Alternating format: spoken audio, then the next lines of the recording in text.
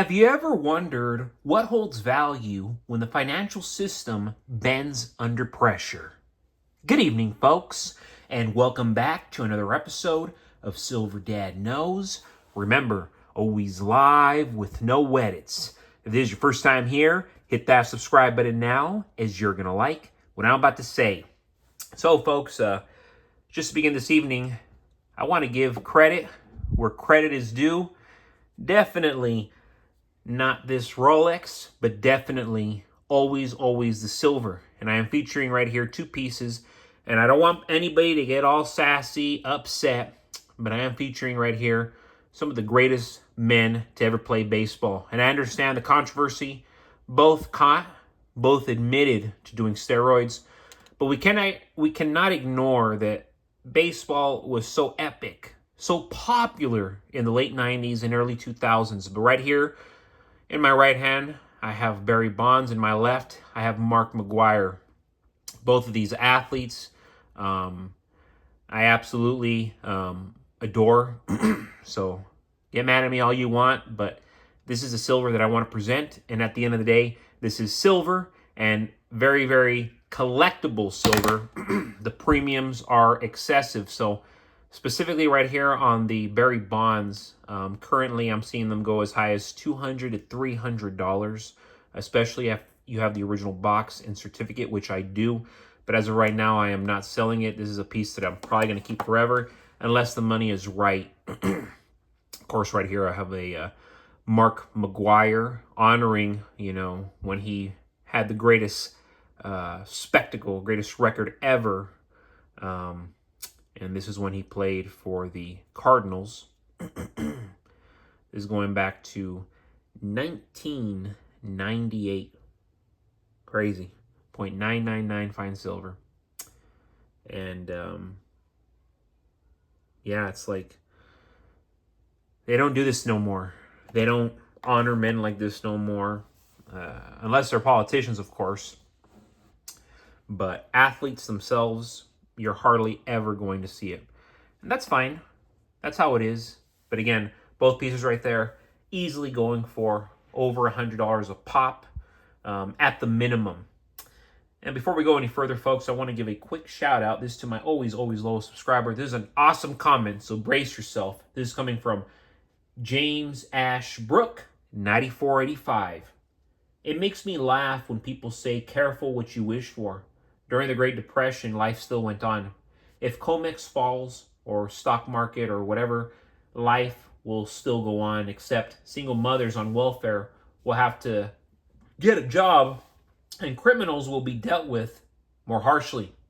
Fiat currency has enabled woke degeneracy, but gold and silver will bring Europe and America back to Christian descent moral communities. I didn't mean to say decent. Back to Christian, decent, moral communities. The West is Christian, but $40 trillion of debt to fund degeneracy has turned it into Sodom, and God only stands it so long. Awesome comment right there coming from James Ashbrook, 9485, and I could not agree more, When it really hits the fan, folks, at that point, there's not going to be any more emotional decisions. It's going to be black or white. And most of us understand this, especially as a silver people. It's going to be black or white. No more gray areas, one extreme to the other. And if you're holding silver, you're going to be on the much better end of the stick. You're holding gold, you're holding ammunition, you're holding firearms, you're going to be on the better end of the stick. I assure you, without a doubt. And it's outrageous at this point, folks, that we are literally $40 trillion in debt. Make it make sense. Make it make sense. None of us can.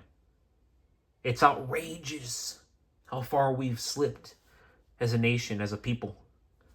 How do we allow it to get this far? Who allowed this? Please comment, folks. Who allowed this for America to go from the greatest nation ever the badass of the world to where we currently sit? Explain it to me, please. And go into detail. I'm going to read it, I assure you. And that's one of the reasons why I asked, first and foremost, have you ever wondered what holds value when the financial system bends under pressure? It's a very crucial, important question.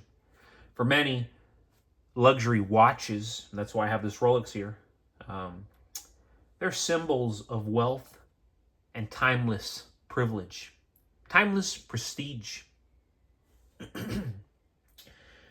But while they represent style, they do not represent lasting security. 10 ounces of silver, a seemingly modest stack, is one day going to surpass the value of even the most coveted Rolex models. And right here, you're looking at a 2022 Classic Submariner with date. So, of course, at least $9,500. But let us go deeper, folks. First, silver is real money.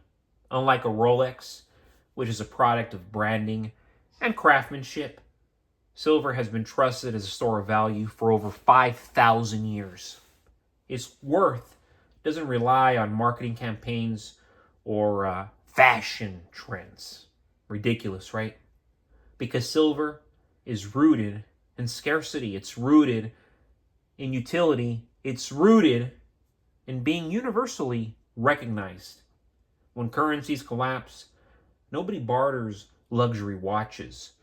I'm not saying they won't, but very unlikely, and they're going to get, probably $1,000 for a $10,000 Rolex like this. So, realistically, they're going to barter ounces of silver. At least I'm going to. My watch is out the drain. It's down the drain once you know what hits the fan. Because I'm going to be realistic at that point. Second, silver is consumed daily in industry. From solar panels to electronics to medical technology, the world's demand for silver is exploding. I mean, exploding, folks. We're witnessing it. Rolexes don't get used up. They sit on wrists or in safes. And most of the time, I know all these people who are holding a 10 to 30 to 40, 50,000 Rolexes in their safes. It's disturbing. Silver, on the other hand, is essential and irreplaceable, which creates an ever-tightening supply crunch that inevitably drives the price up for silver, you know. Always, always, always. Third, and of course, very, very important, folks, Rolex prices are inflated by exclusivity and hype. While they hold value in stable times, the resale value is tied to discretionary income. When economies stumble, which they are now, luxury good markets contract. People sell off their watches to cover bills, pushing prices down, of course. Silver doesn't suffer from that problem. Demand for money and hard assets only rises in crisis. The reality, of course. Fourth, history shows that the power of silver, or should I say, the power of silver revaluations.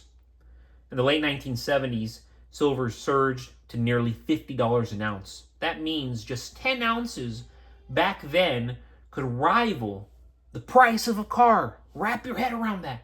10 ounces could rival the price of a car. No way can it rival the price of a car right now. In the coming years, with money printing at historic levels, 10 ounces could easily climb past the price tag of a Rolex, especially entry levels that hover around $8,000 to $10,000. This is a perfect example because right now, with the right seller, $9,200, $9,300. Fifth, silver is liquid. 10 ounces can be sold almost anywhere in the world, instantly convertible into food, fuel, cash. A Rolex requires a niche buyer, authentication, and negotiation. In a survival scenario, nobody cares about the weight of your watch. They care about the weight of your silver. And lastly, folks, silver is divisible as it is scalable. You can trade an ounce, half an ounce, or even fractional silver. A Rolex can't be divided without losing its value. That makes silver far more practical for everyday transactions when money loses meaning. But folks, as always, thank you so much for joining us for another episode, another evening of Silver Dad Knows. God bless you. God bless your household. And as always, God bless America.